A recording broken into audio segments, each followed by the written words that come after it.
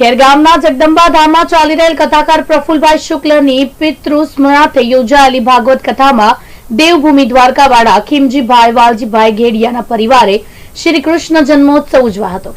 ત્યારે નંદગીરા નંદ ભર્યોના નાદથી વાતાવરણ ગુંજી ઉઠ્યું હતું। ભાગવત કથાના બ્રહ્મભોજન દાતા ખીમજીભાઈ ઘેડિયાના પરિવાર સાથે દેવભૂમિ દ્વારકાથી 900 કિલોમીટરની કંજલી આપીને રાત્રે 2 વાગે ખેરગામ પહોંચ્યા હતા। સવારે યજ્ઞ આહુતિ આપીને ભગવાનના પ્રધાન મહોત્સવમાં યોજાયા હતા। ઉલ્લેખનીય થાય છે કે 19 વર્ષ પહેલા ખીમજીભાઈને પ્રફુલભાઈ શુક્લની દ્વારકામાં ભાગવત કથા કરાવી હતી। કૃષ્ણ ભગવાનનું પાનું જલાવતા ખીમજીભાઈ ઘેડિયા પરિવારે પ્રસન્નતા કરી હતી। પ્રમુખ યજમાન નીતિનભાઈ દેસાઈએ પોથી પૂજન કર્યું હતું। લોકડાઉન અને સોશિયલ ડિસ્ટન્સના પાલન સાથે હર્ષભેર અને શ્રી કૃષ્ણ જન્મોત્સવ ઉજવાયો હતો। વ્યાસપીઠ પરથી કથાકાર પ્રફુલભાઈ શુક્લે કહ્યું હતું કે પ્રેમ પરાકાષ્ઠા પહોંચે ત્યારે પ્રભુની પ્રાગટ્ય થાય છે। દ્વારકાવાસી ખેરગામમાં આવીને ઉત્સવ ઉજવે જેનું પ્રમાણ છે। જો વિષય હોય શ્રદ્ધા પૂરવાની જરૂર નથી। ઘેડિયા પરિવાર ધન્યવાદનો આધારી છે। સિદ્ધાર્થ ઘેડિયા, અચ્યુત ઘેડિયા આચડા દ્વારા કૃષ્ણ જન્મોત્સવમાં ભાગ લેવા હતો। જય શ્રી કૃષ્ણ અને જય દ્વારકાધીશના નારા બોલાવવામાં આવ્યા હતા। વિદ્વાન ભૂદેવો દ્વારા પુરુષ સૂક્ત મંત્રોનો ઉચ્ચાર કરવામાં આવ્યો હતો।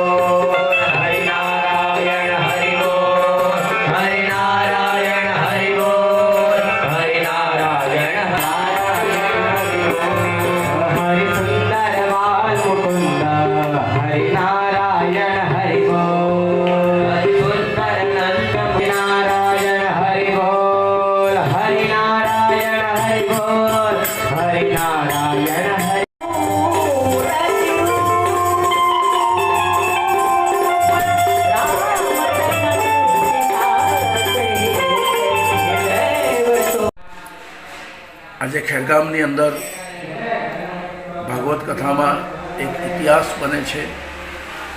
લોકો દ્વારિકા જાય છે, જ્યારે આજે દ્વારિકાથી અમારા ખીમજીભાઈ વાલજીભાઈ ઘેડિયા અને એમનો પરિવાર કૃષ્ણ જન્મ ઉત્સવ મનાવવા માટે ખેરગામમાં પધાર્યા છે અને કૃષ્ણ જન્મ ઉત્સવના મનોરથી બન્યા છે।